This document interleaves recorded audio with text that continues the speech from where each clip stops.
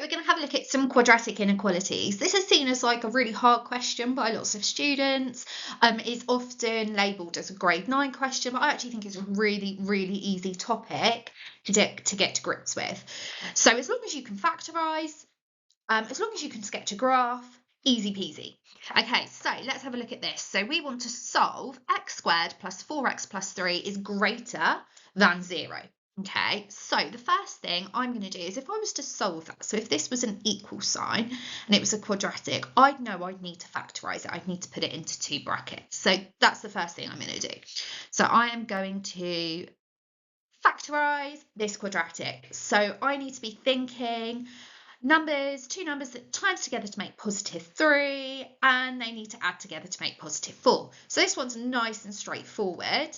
Our only options here are 1 and 3 or minus 1 and minus 3 for timesing together to make 3, and we've got positive 4x, so it has to be plus 1 and plus 3.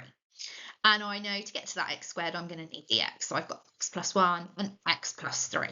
Okay, for now, I'm just going to make it equal to 0 because I want to know the roots of that quadratic so I can do a little sketch, okay? So I want to know where the quadratic crosses the x-axis. So I'm going to have x plus 1 is equal to 0. Okay, if x plus 1 is equal to 0, x must be equal to minus 1. Okay, good. I know one of the roots. I know one more bit of information to help me sketch that graph. I also know that x plus 3 is also equal to 0. So x can also be equal to minus 3. So x is equal to minus 1 or minus 3. So those are the two roots. Right, what I'm going to do now is, this is the important part. This is going to be all you need to solve this question, is I'm going to now draw myself a little sketch of what's going on. Okay, so I know that this curve, it's a positive because that was a positive. So I know that it's going to be this shape. And I know it tells me that it's got to cross at minus 1. So I'm going to put a minus 1 here. And I know that also it needs to cross at minus 3 because those are my two roots. Okay. And actually, I don't have to add it in, but it's kind of good practice. That plus 3, that tells us that is where it crosses the y-axis. So I'm going to add that in there as well.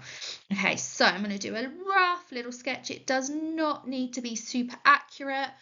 That doesn't really actually look very good, does it? But it does what I need. Okay, so I've drawn my quadratic.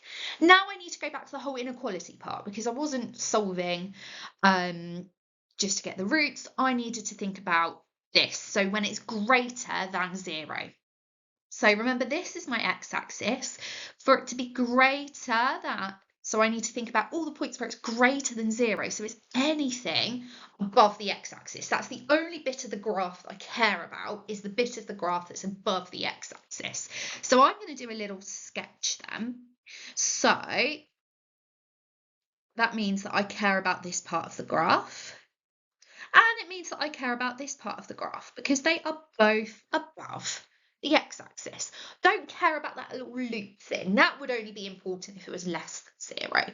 So let's have a think then about what all of the x coordinates would be of the bits that I have shaded in yellow. So if I was going that way, that would mean all the x coordinates are less than minus 3.